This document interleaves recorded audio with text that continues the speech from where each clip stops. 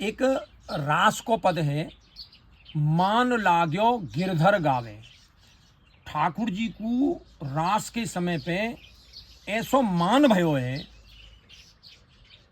कि ठाकुर जी वह मान कहो या आनंद कहो या रास के व वातावरण को बहुत ज़्यादा रसाधिक्य कहो, रसावेश कहो, ठाकुर जी के जो हृदय में व्याप्त हो वाते ठाकुर जी गायबे लग गई। मान लाग्यो गिरधर गावे।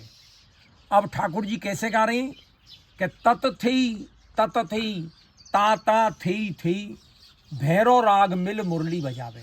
ठाकुर जी गा भी रहे हैं और तत थी ता थी की जो ताल है, जो लय है, वहाँ के संग ठाकुर जी भैरव राग में मुरली बजा रहे हैं। अब आप देखो कि कैसो सुंदर वातावरण हुए हो और कैसो सुंदर वातावरण आज भी ठाकुर जी की सब लीला ब्रज में नित्य है रही हैं।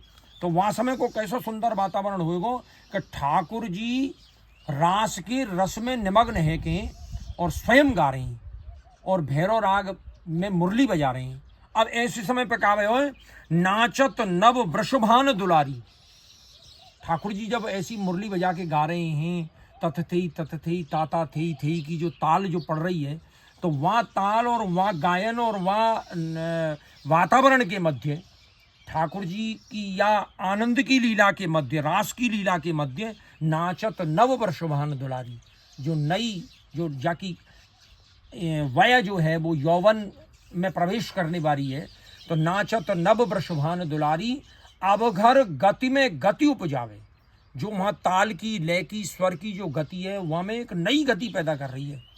अब इतनो सब कुछ, इतनो आनंद और रस को जहाँ वर्षा है रही है, वहाँ कृष्णदास जी का लिखे या पद को लिखे वाले कि गिरधर पिए प्यारी की पदरज। कृष्णदास जी ने और कछु नहीं कही है कि साहब वहाँ में या रास को देख रहे हूँ, ये मतलब अपनों कहीं वहाँ में उपस्थिति नहीं दिखाई है।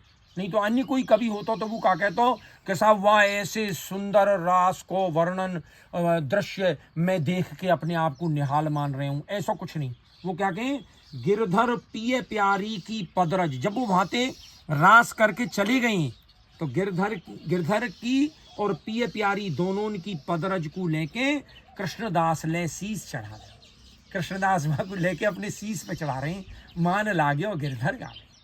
तो ठाकुर जी की ये जो लीलाएं, चाहे वो रास की लीलाएं, चाहे वो ठाकुर जी की कुंज की लीलाएं, चाहे वो ठाकुर जी की बिल्कुल अंतरंग भाव की गूढ़ लीलाएं, उन सबको दर्शन इन अष्टसखान ने किया। सूरदास, नंददास, परमानंददास, कृष्णदास, शीत स्वामी, गोविंद स्वामी, चतुर्दास, कुम्मन दास, और उनने जिन लीलाओं को जैसो जैसो साक्षात दर्शन किया है, ऐसे ऐसे दर्शन को उनने अपने पद में ढालवे को प्रयास किया है।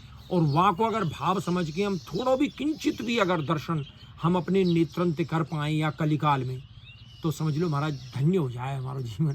तो ऐसा मैं प्रयास कर रहा हूँ जगह जगह जाके और इन कीर्तन को भाव विवेचन करने को मैं कोशिश कर रही हूँ।